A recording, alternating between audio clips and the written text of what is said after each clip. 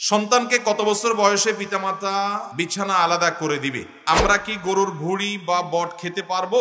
জানাজার নামাজে জুতা পায়ে থাকা জায়েজ আছে কিনা? কোন মেয়েকে দ্বীনের প্রতি দাওয়াত দেওয়ার উদ্দেশ্যে তার সাথে কি প্রেমের অভিনয় করা বৈধ হবে? লা হাওলা ওয়ালা কুওয়াতা ইল্লা বিল্লাহিল আলিয়্যিল আযীম। প্রায় মসজিদে দেখা যায় লেখা থাকে লাল বাতি জ্বলা অবস্থায় সুন্নতের নিয়ত করিবেন না। এটা কতটা যৌক্তিক? এরপরে প্রশ্ন হলো, ভুলক্রমে জামার হাতা গুটিয়ে নামাজে দাঁড়িয়ে গেলে করণীয়? কারো সন্তান মারা গেলে সে কি বাবা মায়ের জন্য সুপারিশ করবে? ধূমপান করার পর নামাজ পড়লে নামাজ হবে কিনা? 14-15 বছরের ছেলেগুলোর একটু ওয়াদা করাই দেন নামাজ পড়ার জন্য। ইসলাম ধর্মের কি একটি জাদুঘর করা যায় কিনা যেখানে সবাই একটি শিক্ষা গ্রহণ করবে? আমি একজন ভার্সিটির ছাত্র, আমার পরিবেশ ও পরিস্থিতিতে আমি দ্বীনের অপরিহার্য হুকুমগুলো ঠিকমতো পালন করতে পারি না। এক্ষেত্রে আমার জীবনকে কিভাবে এবং কোন অভ্যাসের মাধ্যমে দ্বীনের পরিপূর্ণ কাঠামোর দিকে নিয়ে আসতে পারি? দেশে যত ইসলামী দল আছে সবাই নিজেকে আহলে সুন্নাহ ওয়াল জামাত দাবি করে, অথচ এদের মধ্যে অনেকেই আছে যারা মাজার পূজা, শিরক, বিদআতের সাথে জড়িত। এখন আমরা কাদেরকে সঠিক মনে করব এবং কারা আহলে সুন্নাহ ওয়াল জামাত? সন্তানকে কত বছর বয়সে পিতামাতা বিছানা আলাদা করে দিবে? সন্তান একটা নির্দিষ্ট বয়সে যাওয়ার পর পিতামাতার উচিত সন্তানকে পৃথক বিছানায় শোয়ানো। এমনকি তাদের নিজেদের মধ্যেও দুই ভাই দুই বোন বা ভাই বোন একসাথে তারা যথাসম্ভব থাকবে না। একান্ত গরিব মানুষ, নিতান্তই তা থাকার অনেকগুলো কক্ষ নাই, অন্তত বিছানাটা পৃথক হবে। আর বিছানাও সেরকম রাখার জায়গা নেই, তো অন্তত একটা খাটে মাঝখানে বড় কোনো বালিশ, বড় কোনো পার্টিশন থাকবে, একটা কম্বলের ভেতরে একটা কাঁথা, একটা লেপের নিচে অন্তত শোবে না।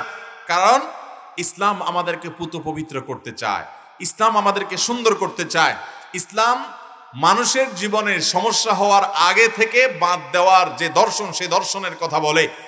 আল্লাহর পক্ষ থেকে মনোনীত দিন হওয়ার কারণে আল্লাহ জানেন বান্দার কোন পথে গেলে এর পরিণতিতে খারাপ কিছু হবে। এই জন্য আগে থেকে আল্লাহ তাআলা সাবধান হতে বলেন। আপনার ছেলে মেয়েদের আপনি যদি একসাথে মাখামাখি করেন এবং একটা বয়সে পৌঁছানোর পরও তাদের প্রতি আপনি পৃথক বিছানা করার এই সিদ্ধান্ত, নবী সাল্লাল্লাহু আলাইহি সাল্লামের এই নির্দেশকে যদি আপনি না মানেন, তো এর কারণে বহু মূল্য আপনাকে দিতে হতে পারে যেটা আপনি কল্পনা করতে পারবেন না। আজকাল শয়তান আমাদেরকে কিছু বিষয়ে অতিরিক্ত উদার করে। এই অতিরিক্ত উদারের পরিণতি যে কত ভয়াবহ, যে ফেঁসেছে সে একমাত্র বুঝেছে, যে ফাঁসে নাই সে বুঝতে। হাদিসের আলোকে আমরা জানি নবী সাল্লাল্লাহু আলাইহি সাল্লাম বলেছেন, মুরু আওলাদাকুম বিসসালাতি ওয়া হুম আবনাউ সাবঈ সিনিন। তোমাদের সন্তানদের বয়স যখন 7 হবে তখন তাদেরকে নামাজের নির্দেশ দিবা। আগে থেকে নামাজে তারা একটু একটু অভ্যস্ত হবে। 7 বছর বয়স থেকে তাদেরকে আদর করে সোহাগ করে বলতে হবে, আব্বু নামাজ পড়ো, মা নামাজ পড়ো। আর যখন তাদের বয়স 10 হবে তখন নামাজ না পড়ার কারণে তাদেরকে শাসন করো। কারণ প্রাপ্তবয়স্ক হওয়ার আগে আগে তাকে নামাজে অভ্যস্ত করতে হবে। এবং সেই সাথে বয়স যখন 10 হবে তাদের বিছানা পৃথক করে দাও। কারণ তারা একসাথে একই বিছানা, একই কাঁথার নিচে, এমনকি দুই ভাইও যদি শোয়, দুই বোনও যদি একসাথে থাকে, হয়তো কোনো সমস্যা হবে না, কিন্তু সমস্যার দুয়ার উন্মোচিত। ইসলাম দুয়ার বন্ধ করে। এজন্য পুরুষদেরকে চোখ হেফাজত করতে বলেছেন, পরনারীর সৌন্দর্য দেখতে নিষেধ করেছেন। কারণ দেখার পর মনে জল্পনা কল্পনা আসতে পারে, আসার পর সে হারামের অন্যান্য অলিগলিতে প্রবেশ করতে পারে। এই জন্য আগে থেকে ইসলাম আমাদেরকে সাবধান হতে বলেছে। আল্লাহ তাআলা আমাদের সবাইকে সব ক্ষেত্রে ইসলামের প্রতিটি আদেশ নিষেধকে মেনে চলার তৌফিক দান করুন। এগুলো মানার মধ্যে আমাদের কল্যাণ, না মানাতে আমাদের। কারো সন্তান মারা গেলে সে কি বাবা মায়ের জন্য সুপারিশ করবে? যদি কারোর সন্তান মারা যায়, ছোট বাচ্চা মারা যায়, নবী করিম সাল্লাল্লাহু আলাইহি সাল্লামের হাদিসের আলোকে তার জন্য দুটি সুসংবাদ আছে। কয়টি সুসংবাদ? দুটি সুসংবাদ আছে।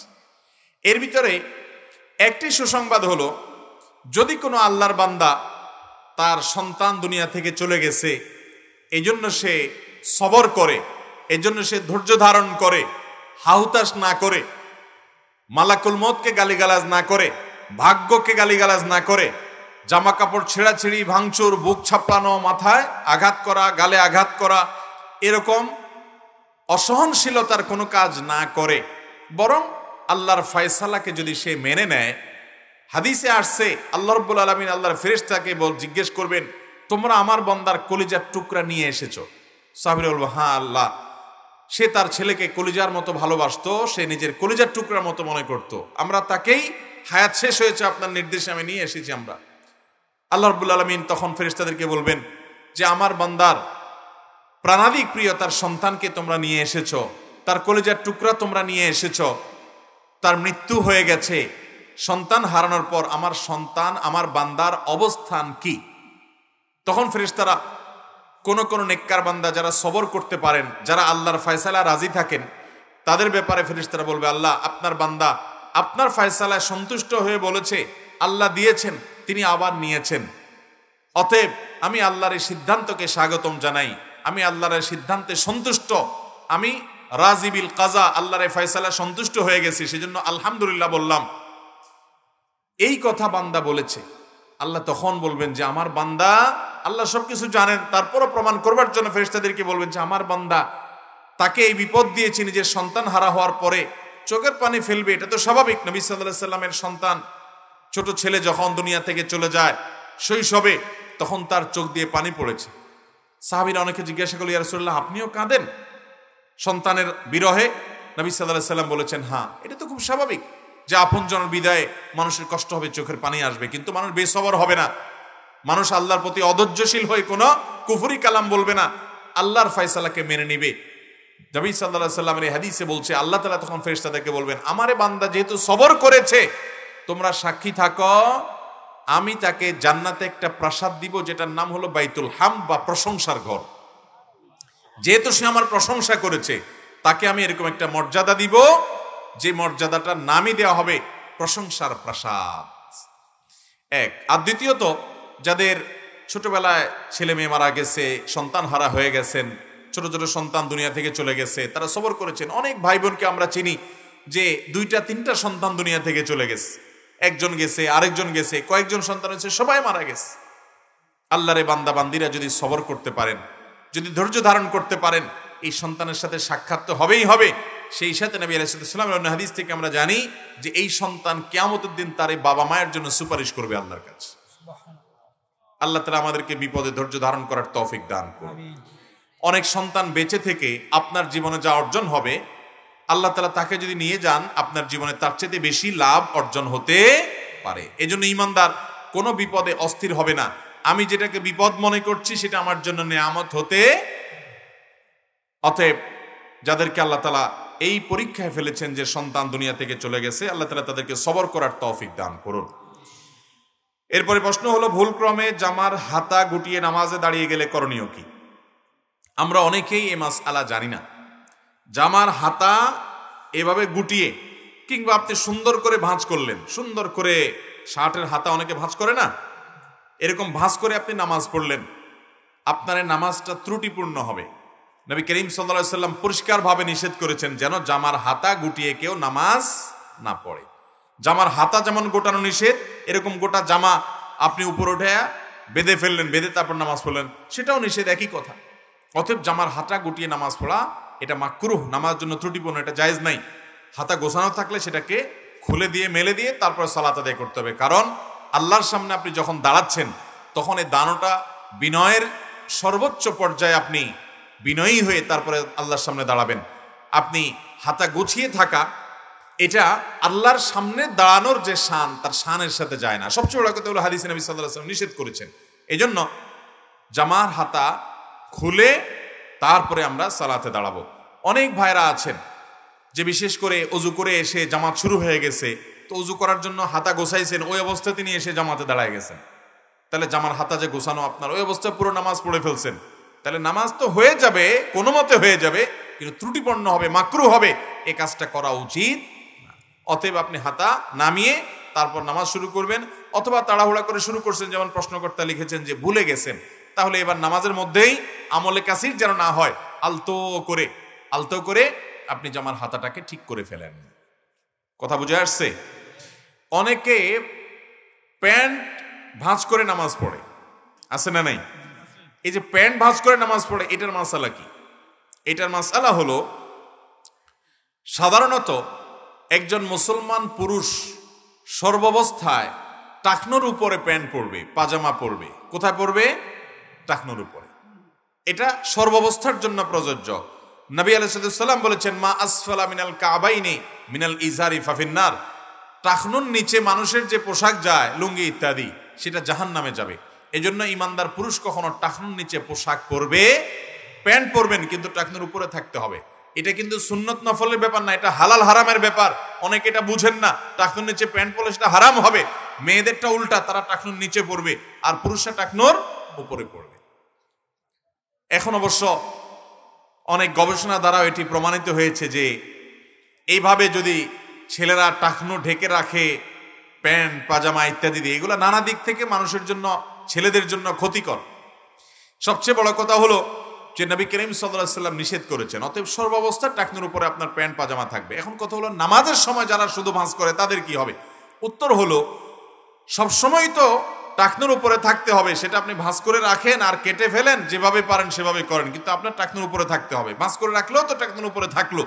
যারা নামাজের সময় ভাঁজ করে রাখে তারা এই টাইমটাতে অন্তত এই গুনাহ থেকে বেঁচে আসেন, সেজন্য তাদের এতটুকু সাধুবাদ পাওয়ার উপযুক্ত। যদিও এটা ওই সময় না, শুধু সব সময় করতে হবে। অনেকে আছে নামাজের সময় ভাঁজ করে, নামাজ শেষ আবার যেই সেই করে দেয়, এটা ভুল। এখন প্রশ্ন হলো, ওই যে জামার হাতা ভাঁজ করে নামাজ পড়া নিষেধ, তাহলে প্যান্ট ভাঁজ করলে যে নামাজ পড়বে সেটা নিষেধ না? এর উত্তর হলো যে ওইটা নিষেধ হবে না, বিকজ সেটা তো টাকনুর নিচে যে প্যান্ট পরা হারাম বা পাজামা লুঙ্গি পরা হারাম, সে হারাম থেকে বাঁচার জন্য ভাঁজ করা হয়েছে, ওইটা অন্য সাধারণ ভাঁজ নয়। এই জন্য সৌদি আরবের সর্বোচ্চ উলামা পরিষদ এবং স্থায়ী ফতোয়া কমিটির ফতোয়া আছে ব্যাপারে, যে প্যান্ট যদি কেউ ভাঁজ করে টাকনুর নিচ থেকে প্যান্ট যাওয়ার কারণে যে হারাম হবে, সেটা থেকে বাঁচার জন্য ওইটা এক্সেপশন, ওইটা করলে জায়েজ আছে, কিন্তু সেটা করলে ফুল টাইম করতে হবে এবং পরবর্তীতে প্যান্ট ছোট করে ফেলতে হবে। আল্লাহ তাআলা টাকনুর নিচে প্যান্ট পরার এই হারাম কাজ থেকে আমাদের বেঁচে থাকার তৌফিক দান করুন। তাহলে ভাইরা, নামাজের মধ্যে জামার হাতা গুটিয়ে নামাজ পড়া উচিত না, এটা মাকরুহ। আমরা অনেক ভাই জানি না, নতুন করে হয়তো অনেকে জানলাম, সবসময় আমল করব। এরপরে প্রশ্ন হলো, ধূমপান করার পর নামাজ পড়লে নামাজ হবে কিনা? ধূমপান করার পর যদি আপনি নামাজ পড়েন, নামাজ সব যদি ঠিকঠাক মতো করেন, তাহলে নামাজ কাগজে কলমে হয়ে যাবে, আইনত হয়ে যাবে। কিন্তু মসজিদে গিয়ে যদি আপনি ধূমপান করার পর মুখ পরিষ্কার করা ছাড়া যান, তাহলে আপনার এই মুখের দুর্গন্ধে আশেপাশে মানুষের কষ্ট হবে কি হবে না? শুধু মানুষের কষ্ট হবে না, ফেরেশতাদেরও কষ্ট হবে। একজন নেককার আল্লাহওয়ালা খুব বয়স্ক মুরব্বী মানুষ, ধরেন মক্কা শরীফের ইমাম সাহেবকে আপনি পাইছেন, মদিনা শরীফের ইমাম সাহেবকে পাইছেন, কিন্তু আপনার কোনো কাজে উনি কষ্ট পাইছেন, আপনার কাছে কেমন লাগবে জিনিসটা? খুব খারাপ লাগবে না যে আমি এত বড় একজন আল্লাহর নেককার বান্দাকে কষ্ট দিলাম? যারা ধূমপান করে মসজিদে যান নামাজ পড়তে, তারা ওই মক্কা মদিনার ইমাম সাহেব না, স্বয়ং আল্লাহর ফেরেশতাদেরকে কষ্ট দেন। কারণ নবী করিম সাল্লাল্লাহু আলাইহি ওয়াসাল্লাম বলেছেন, তাতাআযাল মালাইকাতু বিমা ইয়াতাআযা বিহি বনু আদম, মানুষ যেসব বিষয়ের কারণে কষ্ট পায়, ফেরেশতারাও সেগুলোর কারণে কষ্ট। অতএব দুর্গন্ধে মানুষের কষ্ট হয়, ফেরেশতাদেরও কষ্ট। এই জন্য নবী সাল্লাল্লাহু আলাইহি ওয়াসাল্লাম কাঁচা পেঁয়াজ খেয়ে মসজিদে আসতে নিষেধ করেছেন, কারণ কাঁচা পেঁয়াজের গন্ধ বাইর হয়। রান্না করাটা ভিন্ন কথা। এখন কথা হলো, যারা ধূমপান করেছেন তাহলে কি মসজিদে আসবেন না? অবশ্যই আসবেন, কিন্তু মুখ পরিষ্কার করে ধুয়ে আসবেন। আর ধূমপানের এই নোংরামি, এই গুনাহ, এই পাপ ছেড়ে দিবেন, যেটা নোংরামি, যেটা রীতিমতো অন্য মানুষের কষ্টের কারণ, ফেরেশতাদের কষ্টের কারণ এবং গুনাহের কারণ। আল্লাহ তাআলা আমাদেরকে এই পাপ ছেড়ে দেওয়ার মতো হিম্মত আমাদের অর্জন করার তৌফিক দান করুন। এই যে রমজান মাস আসছে, যারা ধূমপান করেন, বদভ্যাস আছে, এটা ছাড়ার জন্য বিরাট একটা সুযোগ আসছে আপনাদের। কারণ রমজান মাসে দিনের বড় একটা অংশ, রাত এবং দিন 24 ঘন্টার মধ্যে বড় একটা অংশ 13, 14, 15 ঘন্টা পর্যন্ত রোজা থাকার কারণে আপনি ধূমপান করা লাগে না। ইফতারের পরে শুধুমাত্র একটু নেশা আসবে ভাব, যারা আগে থেকে অভ্যস্ত আছেন তারা ইফতারের পর থেকে একটু কোন রকম কষ্ট মষ্ট করে 1-2 ঘন্টা এদিক সেদিক করে নিজেকে আপনার অন্যদিকে আপনার ব্যস্ত করে রাখেন। এরপরে তারাবি শুরু, তারাবিতে চলে যাবে 1 ঘন্টা, সোয়া ঘন্টা, তারপরে আপনার শোয়ার টাইমের আগে অন্য কিছু করে টোরে আপনি নিজেকে ব্যস্ত রাখেন। এভাবে আপনি কয়েকটা দিন যদি অভ্যাস করেন, ইনশাল্লাহ দেখবেন এই পাপ, এই গুনাহ, এই নোংরামি ছাড়া আপনার জন্য সহজ হবে। চেষ্টা করবো না ইনশাল্লাহ? অনেক ভাইরা আছেন বলে যে এটা তো মাকরুহ, ধূমপান করাটা কি মাকরুহ, এটা ওনার কিছু মনে করেন না। আরে ভাই, এটাকে অনেক উলামা ইকরাম মাকরুহ তাহরিমি বলেছেন, আবার অনেক উলামা এটাকে হারাম বলেছেন। সাধারণ কোনো বিষয় না। আল্লাহ তাআলা এই নোংরামি আমাদেরকে ছেড়ে দেওয়ার তৌফিক দান করুন। এরপর প্রশ্ন হলো, 14-15 বছরের ছেলেগুলোর একটু ওয়াদা করাই দেন নামাজ পড়ার জন্য। কেন 14-15 বছরের ছেলেগুলোর ওয়াদা করাবে? বাকিদের কি? বাকিদের নামাজ মাফ? নামাজ সকল মুসলমানদের পড়তে হবে কি হবে না? না, সবার পড়তে হবে না।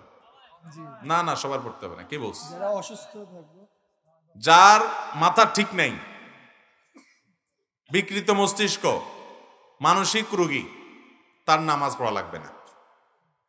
অতএব যদি কেউ মানসিক রোগী থাকেন তাদের নামাজ পড়া লাগবে না। আর বাকি যারা আছেন তারা যে বয়সেরই হোক, প্রাপ্তবয়স্ক হওয়ার পর থেকে মৃত্যুর আগ পর্যন্ত তাদের সবাইকে কি করতে হবে? নামাজ পড়তে। নবী করিম সাল্লাল্লাহু আলাইহি সাল্লামের জীবনের শেষ ওসিয়ত কি জানেন? সর্বশেষ কথা কি নবীজির জানেন? আসসালাহ আসসালাহ ওয়া মা মালাকাত আইমানুকুম। এই কথা বলে দুনিয়া থেকে চলে গেছেন। কি গুরুত্বপূর্ণ বিষয় দেখেন, নামাজ নামাজ। আর তোমাদের অধীনস্থ যারা আছে তাদের দিক খেয়াল রাখবা, তাদের প্রতি জুলুম করবা না, বাস। দুনিয়া থেকে চলে গেছেন। ভাইরা আমার, নামাজের গুরুত্ব কত বেশি। নবী সাল্লাল্লাহু আলাইহি সাল্লামের জীবনের শেষ মুহূর্তে বারবার সেন্সলেস হয়ে যাচ্ছেন, অসুস্থ, মৃত্যুর আগ মুহূর্তে। পানি দেওয়া হচ্ছে, একটু সেন্স আসতেছে, বলতেছেন নামাজ হয়েছে কিনা, জামাত হয়েছে কিনা। বারবার নিজে পায়ে হেঁটে তার ঘর থেকে মসজিদ কয়েক কদম দূরত্ব মাত্র, যেতে পারছিলেন না। দুই সাহাবীর কাঁধে ভর করে পাঁওকে মাটির সাথে টানতে টানতে গিয়ে নামাজে জামাতে শামিল হয়েছেন। তারপরেও জামাত ছাড়েন নাই। ওমর রাদিয়াল্লাহু তাআলা আনহুকে খঞ্জরের আঘাতে ফিরোজাল লুলু অগ্নিপূজক নামাজের মধ্যে তাকে হত্যা করেছে, কিন্তু তখনও তার প্রাণ ছিল। তাকে বাসায় নেওয়া হলো। যেহেতু নামাজ এক রাকাত পড়া হয়েছে, আরেক রাকাতের মধ্যে ওই জালিম পাপিষ্ঠ তাকে আঘাত করেছে খঞ্জর দিয়ে, তার বুড়ি বের করে ফেলেছে পেট থেকে রীতিমতো। এই আঘাত, কয়েকটা আঘাতের পর যখন ওমর ফারুক রাদিয়াল্লাহু তাআলা আনহু এরকম অসুস্থ হয়ে গেলেন, তিনিও একটু পর পর তার পরিবারকে বলতেছিলেন, নামাজ হয়েছে কিনা, আমার নামাজ বাকি আছে, পানি দাও। সন্তানরা মনে করেছে উনি পানি পান করবেন, বলে যে না, ওজুর পানি দাও। বুড়ি বাইর হয়ে গেছে, নারী বুড়ি বাইর হয়ে গেছে আঘাতে, কয়েকটা আঘাতে মৃত্যুর মুখে পতিত। অন্য কেউ হইলে এই মুহূর্তে সন্তানকে ওসিয়ত করতে, বাবা অমুক টাকা অমুক জায়গায় আছে, অমুকের কাছে ওটা পাওনা আছে, জমি জমা এগুলা বুঝে নিও। আর উনি শেষ মুহূর্তে বলতেছেন, আমার জন্য পানি আনো, আমি নামাজ পড়ব। এবং তিনি সেই ওমর রাদিয়াল্লাহু তাআলা আনহুই বলেছেন যে লা হাজ্জা ফিল ইসলাম লিমান তারাকাস সালাহ, যে নামাজ পড়ে না, ইসলামে তার কোনো ভাগ নাই, কোনো হিস্সা নাই, তার কোনো অংশ নাই, তার কোনো দাবি নাই ইসলামে। অতএব পাঁচ ওয়াক্ত নামাজ পড়বো তো ইনশাআল্লাহ। অনেক ইমামদের মতে ইচ্ছাকৃতভাবে নামাজ তরক করলে সে মুসলমান থাকে না, আমাদের দেশে তো বেনামাজিদের আবার বড় গলা, চোরের বড় গলার মতো বলে, নামাজ না পড়লে কি হয়েছে, ইমান বলে ঠিক আছে। এটা হলো ওই ব্যক্তির কথার মতো যে কখনো দাঁত মাজে না কিন্তু বলে মুখ পরিষ্কার আছে। আল্লাহ তাআলা আমাদেরকে নামাজের গুরুত্ব বোঝার তৌফিক দান করুন। ভাইরা আমার, মুসলমান কখনো নামাজ ছাড়তে পারে? নবী করিম সাল্লাল্লাহু আলাইহি সাল্লামের যুগে কোন মুসলমান, এমনকি নামকে ওয়াস্তা মুসলমান যেগুলো মুনাফিক ছিল, ওরাও পাঁচ ওয়াক্ত নামাজ পড়তো। তখন নামাজ পড়লে তাকে মুসলমান মনে করা হতো, নামাজ না পড়লে মুসলমান না, সেটাই মনে করা হতো। এবং নবী সাল্লাল্লাহু আলাইহি সাল্লাম বলেছেন সে কথা, আল আহদুল্লাযী বাইনানা ওয়া বাইনাহুম তারকুস সালাহ। অমুসলিমদের সাথে আমাদের পার্থক্য হলো কি? বাইনার রাজুলি ওয়াশ শিরকি ওয়াল কুফরে তারকুস সালাহ, নামাজ ত্যাগ করা। এটাই হলো কুফর এবং শিরকের মাঝে একজন মানুষের মধ্যে আড়াল এবং পার্থক্য। এটা না থাকলে তার মধ্যে আর কুফর এবং শিরকের মধ্যে পার্থক্য থাকে না। পাঁচ ওয়াক্ত নামাজ পড়বো তো ইনশাআল্লাহ। পাঁচ ওয়াক্ত নামাজ জেনে শুনে ঠান্ডা মাথায় কোনো মুসলমান ত্যাগ করতে পারে না। ভাইরা আমার, আল্লাহ আমাদেরকে নামাজের গুরুত্ব বুঝার তৌফিক দান করুন। কিয়ামতের দিন সর্বপ্রথম হিসাব হবে কিসের? আর নামাজের হিসাব যার ঠিকঠাক মতো দিতে পারবে, ফাকাদ আফলাহা ওয়া আনজাহা, নবীজি বলেছেন তার সব বাকিগুলো সব সহজ হয়ে যাবে। আর যদি নামাজের হিসাবে গড়বড় ধরা পড়ে যে চার ওয়াক্ত পড়ছে, ফজর পড়ে নাই, জুমা পড়ছে, অন্যগুলা পড়ে নাই, মাঝে মধ্যে পড়তে অন্য সময় পড়ে নাই, তাহলে ফাকাদ খাবা ওয়া খাসিরা, নবী সাল্লাল্লাহু আলাইহি সাল্লাম বলেছেন তাহলে এ ধরা পড়ে যাবে। আর বাকিগুলোতে তার হিসাব দিয়ে সে সামনে আগাইতে পারবে। পাঁচ ওয়াক্ত নামাজ পড়বো তো ইনশাআল্লাহ। জীবনে প্রাণ যতক্ষণ থাকবে ততক্ষণ পর্যন্ত নামাজ ছাড়বো। আল্লাহ আমাদের সবাইকে আমলের তৌফিক দান করুন। জানাজার নামাজে জুতা পায়ে থাকা জায়েজ আছে কিনা? জানাজার নামাজ এই নামাজের মধ্যে যদি জুতা পায়ে থাকে, জুতার নিচে যদি নাপাক না থাকে, পরিষ্কার পবিত্র দেখেন, তাহলে অসুবিধা নাই, জানাজা হয়ে। যদি নাপাক থাকে তাহলে সেক্ষেত্রে আপনার কি করতে হবে? জুতা খুলে রেখে দিয়ে তারপর আপনি খালি পায়ে দাঁড়িয়ে নামাজ পড়বেন। প্রায় মসজিদে দেখা যায় লেখা থাকে লাল বাতি জ্বলা অবস্থায় সুন্নতের নিয়ত করিবেন না। এটা কতটা যৌক্তিক? লাল বাতি জ্বলা অবস্থায় নামাজের নিয়ত করবেন না, এই লিখে দেওয়ার কোন একটা প্রয়োজনীয়তা, কোনো যৌক্তিকতা এখন অন্তত নাই। নামাজের জামাত শুরু হবে ধরুন 1:15-তে, এখন কেউ এসে নফল বা সুন্নতের নিয়ত করবে আর বাকি আছে 1 মিনিট, তো 1 মিনিটে নিয়ত করে সে তো নামাজ শেষ করতে পারবে না, তাই না? তো এই মুহূর্তে তাকে শুধু এই বার্তাটা জানানো যে ভাই নামাজের বাকি আর আধা মিনিট আছে বা 1 মিনিট আছে বা 15 মিনিট আছে বা কয়েক সেকেন্ড আছে, আপনি এই মুহূর্তে নামাজের নিয়ত করিয়েন না। তো এটা মৌলিকভাবে খারাপ কিছু না যে সে দাঁড়িয়ে অপেক্ষা করবে, যেহেতু কয়েক সেকেন্ড আছে। কথা কি বুঝাতে পারছি? কিন্তু যেহেতু এখন নামাজের জামাত কয়টায় হয় প্রত্যেকটা মসজিদের সামনে লেখা আছে না নাই, তাহলে এটা যে কারোর জন্য সহজ। অনেক মসজিদে তো 4-5 মিনিট আগে থেকে লাইট জ্বালায় রাখে, লাল বাতি আছে না নাই, এটার কোনো প্রয়োজন। বরং যদি কারোর হাতে 1.5 মিনিট সময়ও থাকে সেও নামাজের নিয়ত করে ফেলবে, কারণ তার তাহিয়াতুল মসজিদ পড়া লাগবে না। নবী সাল্লাল্লাহু আলাইহি ওয়াসাল্লাম বলেছেন ইদা দাখালা আহাদুকুম মাসজিদে ফালা ইয়ারকা ফালা ইউসাল্লি ফালা ইয়াকউদ হাত্তা ইউসাল্লি রাকাতাইন। কেউ যদি মসজিদে প্রবেশ করে সে 2 রাকাত নামাজ পড়া ছাড়া যেন না বসে। এই তাহিয়াতুল মসজিদের গুরুত্ব তো আজকাল আমাদের সমাজ থেকে হারিয়ে গেছে ভাই। নবী সাল্লাল্লাহু আলাইহি ওয়াসাল্লাম এত গুরুত্ব দিয়েছেন যে ওই 2 রাকাত পড়া ছাড়া যদি কেউ না বসে, তাহলে আপনি 2 মিনিট টাইম আছে, 1.5 মিনিট টাইম আছে, আলহামদুলিল্লাহ নিয়ত করে ফেলেন। এখন মুশকিল হলো ওই আগে থেকে লাল বাতি জ্বালায় থুয়ে দেয়, মানুষ তাহিয়াতুল মসজিদ পড়তে পারে না, ঠিক না ভাই? ঠিক। একটা সময় আপনার একেবারে লাস্টে কয়েক সেকেন্ড আগে একেবারে লাস্ট মোমেন্টে আপনি বার্তা দিলেন যে ভাই এখন জামাত শুরু হবে, জাস্ট এই বার্তা আপনি দিলেন যে কোনো ভাবে, সেটা দেওয়া জায়েজ হতে পারে।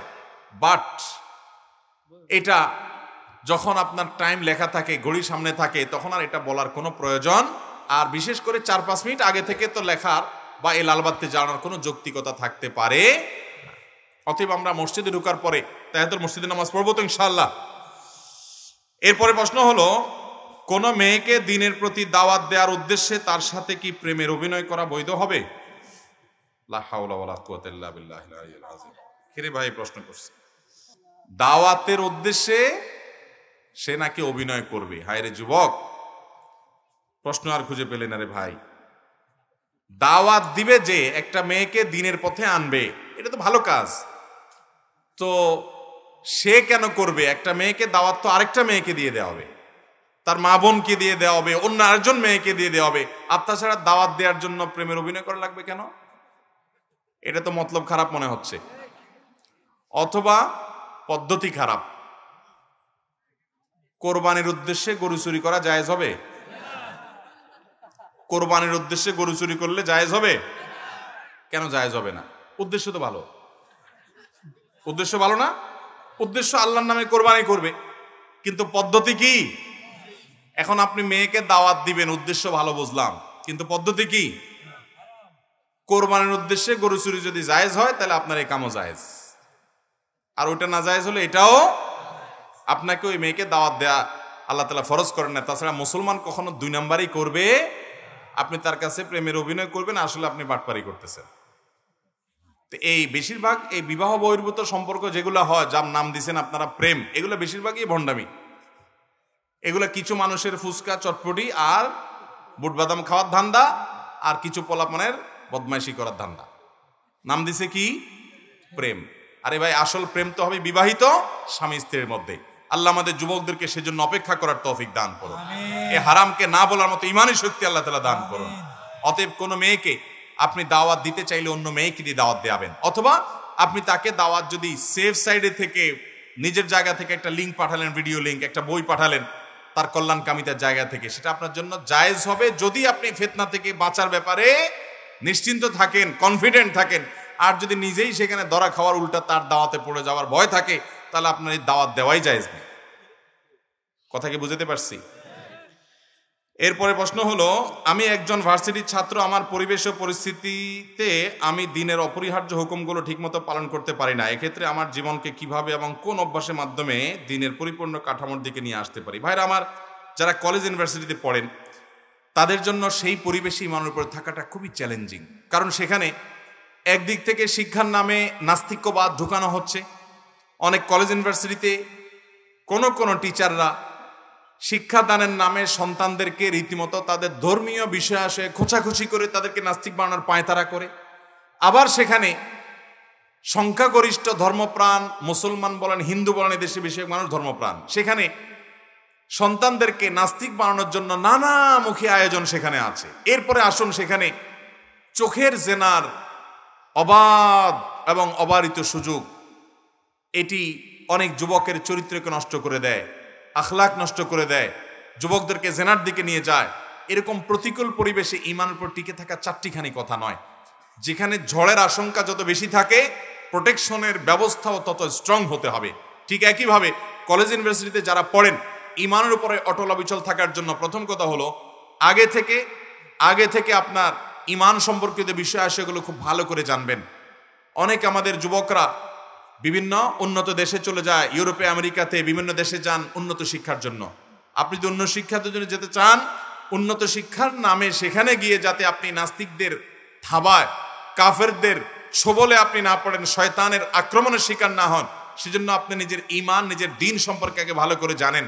এবং কি প্রশ্ন, কি ধরনের ধোঁয়াশা, বিভ্রান্তি তৈরি করা হয় মুসলমানদের ঈমান নষ্ট করবার জন্য, সেগুলোর উত্তর আগে থেকে জানার চেষ্টা করেন। অনেক বই মার্কেটে বের হয়েছে, অনেক লেখক আছে, এই যে আরিফ আজাদ আছে, ডক্টর শামসুল আরিফিন শক্তি আছে, তারপরে রাফান আহমদ আছে, আর অনেক ভাই আছে আমাদের যারা অনেক চমৎকার বই লিখছে তরুণদের মনের ভিতরে নাস্তিক্যবাদ তৈরি করার অপচেষ্টার জবাবে। সে সমস্ত বই পুস্তক পড়েন, ডক্টর জাকির নায়েক, আহমদ দিদাতের লেকচারগুলো শুনেন, সেগুলোতে নাস্তিক্যবাদের অনেক প্রশ্নের জবাব দেওয়া হয়েছে ঈমান স্ট্রং করার জন্য সহজ হবে, এগুলো করেন। দ্বিতীয়ত, আল্লাহ তাআলার কাছে খুব বেশি দোয়া করবেন, আল্লাহ এই ফিতনা থেকে আপনি আমাকে বাঁচান, আমি সেখান থেকে জ্ঞান অর্জন করে দেশ, জাতি, বিশ্ব মানবতার সেবা করতে চাই, মানুষ উপকার করতে চাই, আপনি আমাকে ঈমানের উপরে টিকে থাকার তৌফিক দান করেন। দোয়া করবেন, রব্বানা লা তুযিগ কুলুবানা বা'দা ইয হাদাইতানা ওয়া হাব লানা মিন লাদুনকা রাহমা ইন্নাকা আনতাল ওয়াহ্হাব। এই দোয়া বেশি বেশি করে পড়বেন। এবং সেই সাথে ইহদিনাস সিরাতাল মুস্তাকিম সিরাতাল লাযিনা আন'আমতা আলাইহিম গায়রিল মাগদুবি আলাইহিম ওয়ালাদ-দাল্লিন বেশি বেশি করে পড়বেন। নামাজে পড়বেন, মনে করে অর্থ বুঝে পড়বেন, আল্লাহ আমাকে হেদায়েতের উপর রাখেন। নাম্বার 3, সেখানকার দ্বীনি পরিবেশ, দ্বীনি সোসাইটি, দ্বীনি বন্ধুবান্ধব যারা আছেন তাদের সাথে খুব বেশি শক্তভাবে লিঙ্কেড থাকবে। আমরা কি গরুর ভুঁড়ি বা বট খেতে পারবো? গরুর ভুঁড়ি বা বট খেতে পারবেন কিনা? গরুর ভুঁড়ি, বট এটা খেতে পারেন, এটা হালাল, এটা খাওয়াতে কোনো অসুবিধা নেই। আপনার যদি রুচি না কুলায়, আপনার যদি ভালো না লাগে, তাহলে সেক্ষেত্রে আপনি না খান, সেটাতেও কোনো অসুবিধা নাই। এটা খেতে হবে এমন কোনো বাধ্যবাধকতাও নাই। আবার যদি কেউ এটাকে পরিষ্কার করে, নাপাকগুলো পরিচ্ছন্ন করে ধুয়ে এরপরে রান্না করে খায়, সেটা শরীয়তে নিষেধ না। বিধায় কেউ চাইলে খেতে পারে, আপনি সেটাকে ঘৃণা করতে পারবেন না। কারণ লিমা তুহাররিমু মা আহাল্লাল্লাহু লাক, আল্লাহ যেটাকে হালাল করেছেন সেটাকে আমরা হারাম করার কোনো সুযোগ আমাদের নাই। দেশে যত ইসলামী দল আছে সবাই নিজেকে আহলুস সুন্নাহ ওয়াল জামাত দাবি করে, অথচ এদের মধ্যে অনেকেই আছে যারা মাজার পূজা, শিরক, বিদআতের সাথে জড়িত। এখন আমরা কাদেরকে সঠিক মনে করব এবং কারা আহলুস সুন্নাহ ওয়াল জামাত?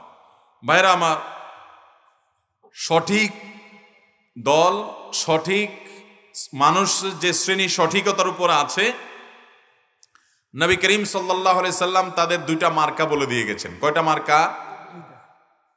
এই মার্কাগুলো যাদের মধ্যে থাকবে, যে ব্যক্তির মধ্যে থাকবে, সে যেখানে থাকুক, যে গ্রুপের হোক, যে বংশের হোক, যে দেশের হোক, যে ভাষার হোক, এবং তার সাথে আপনার চিন্তার অনেক মতপার্থক্য থাকুক, কিন্তু বেসিক ওই 2টা বিষয় তার মধ্যে যদি থাকে, তাহলে এই লোকটা আহলুস সুন্নাহ ওয়াল জামাতের অন্তর্ভুক্ত, এই লোকটা আখিরাতে নাজাত প্রাপ্ত, এই লোকটা কিয়ামতের ময়দানে শেষ হাসি হাসবে। নবী করিম সাল্লাল্লাহু আলাইহি সাল্লাম বলেছেন, ইহুদিরা 72 দলে বিভক্ত হয়েছে, আর আমার উম্মত হবে 73 দলে বিভক্ত। এর মধ্যে একটা দল থাকবে, একটা শ্রেণীর মানুষ থাকবে, যে শ্রেণীর মানুষেরা মূলত নাজাত পাবে, তারা হলো মা আনা আলাইহি ওয়া আসহাবি, অর্থাৎ নবী সাল্লাল্লাহু আলাইহি সাল্লামের সুন্নাহ এবং তার আদর্শ, তার হাদিস, এগুলোকে যারা অনুসরণ অনুকরণ করে চলবে, সেই সাথে নবী সাল্লাল্লাহু আলাইহি সাল্লামের সাহাবী যারা ছিলেন, তার হাতে গড়া শিষ্য যারা ছিলেন, তাদের আদর্শকে যারা ধারণ করবে, জামাআতুস সাহাবা, এটাকে যারা সম্মান করবে, শ্রদ্ধা করবে, ভালোবাসবে এবং তাদেরকে সামনে রেখে চলবে, এটা আহলুস সুন্নতি ওয়াল জামাআ, জামাআ মানে জামাআতুস সাহাবা, এটা তাদের দুইটা মার্কা। এই মার্কা যাদেরকে আছে আপনি তাদেরকে সঠিক মনে করবেন। কেউ নিজেকে সঠিক মনে দাবি করলেই তো হবে না। আজকাল অনেক দল বের হয়েছে যারা নিজেদেরকে নাম দেয় তাওহীদের দল। কি নাম দেয়? তাওহীদের দল। হিজবুত তাওহীদ মানে তাওহীদের দল। কিন্তু আপনি যদি জিজ্ঞাসা করেন তাওহীদ শব্দটা শুদ্ধ উচ্চারণে একটু বলেন, আরবিতে তাওহীদ, এ হা যথাস্থান থেকে উচ্চারণ সঠিকভাবে তাদের শতকরা কয়জন করতে পারবে, এটা নিয়ে আমার যথেষ্ট যৌক্তিক সন্দেহ আছে। আপনি নিজেও চেক করে দেখতে পারেন। অথচ দাবিতে এরকম অনেক চটকদার দাবিওয়ালা মানুষ এখন দুনিয়াতে বের হয়েছে। অতএব ভাইরা আমার, দাবির কাজ না, এটা কাজের কাজ। যেই মুসলমান সুন্নাহকে অনুসরণ করে, সে নবী করিম সাল্লাল্লাহু আলাইহি সাল্লামের সুন্নাহর আলোকে নিজের জীবনকে সাজাবে, প্রতিটা কাজ করবে। নাম দিচ্ছেন তাওহীদের দল, সুন্নতের নামগন্ধ আপনার আশেপাশে নাই। নাম দিচ্ছেন আপনি আহলুস সুন্নাহ, অথচ আপনি বিদআত ছাড়া কোনো কিছু আপনার মধ্যে নাই। তাহলে এটা কখনো আহলুস সুন্নাহ জামাত হতে পারে? কাজ দেখে কাজ, নাম দেখে কাজ নয়। এজন্য আমরা দেখব যেই ব্যক্তির মধ্যে সুন্নাতে রাসূলের অনুসরণের প্রবণতা, আগ্রহ যত বেশি আছে, সাহাবা ইকরামের আনুগত্য এটা করার ব্যাপারে আগ্রহ যার ভিতরে যত বেশি আছে, সে লোকটা হকের উপর আছে ইনশাআল্লাহ। ইসলাম ধর্মের কি একটি জাদুঘর করা যায় কিনা যেখানে সবাই একটি শিক্ষা গ্রহণ করবে? আলহামদুলিল্লাহ, সৌদি আরবে অনেকগুলো মিউজিয়াম আছে, মক্কাতে, মদিনাতে, যেগুলো ইসলামের বিভিন্ন ঐতিহ্যকে স্মরণ করিয়ে দেয় এবং ঈমান বৃদ্ধিতে সহায়ক হয়। নবী সাল্লাল্লাহু আলাইহি সাল্লাম সাহাবীদের আমলের অনেক স্মৃতি বিজড়িত বা তাদের পরবর্তী খোলাফাদের আমলের অনেক স্মৃতি বিজড়িত জিনিস আছে।